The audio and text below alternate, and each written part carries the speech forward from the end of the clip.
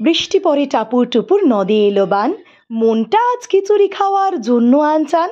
খিচুড়ি আমাদের দেশের জাতীয় পশু পাখি জাতীয় ফুলের মতো রয়েছে ভারতের জাতীয় খাবারও, কিন্তু সেই খাবারের নাম হয়তো অনেকেই জানেন না। ডাল চাল একসঙ্গে করে বিভিন্ন রকম মশলার সহযোগে তৈরি করে উপর থেকে ঘি ছড়িয়ে দিয়ে যে সুস্বাদু খাবার রান্না করা হয়, তাই হলো খিচুড়ি। আর এই খাবারটি আলু কুমড়ো পটল ডাঁটা ইত্যাদি সবজি দিয়ে তৈরি লাবড়ার সঙ্গে খাওয়ার মজাই আলাদা। অনেকে আবার পাঁপড় ভাজা, বেগুনি বা বেগুন ভাজা কিংবা ইলিশ মাছ ভাজা দিয়েও বেশ যত্ন সহকারে চেটে পুটে খেয়ে পেট ভরান।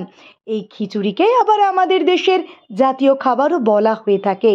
ডাল এবং চাল একসঙ্গে থাকছে এই খাবারে, যার ফলে পুষ্টিগুণ ভরপুর থাকে এই খিচুড়িতে।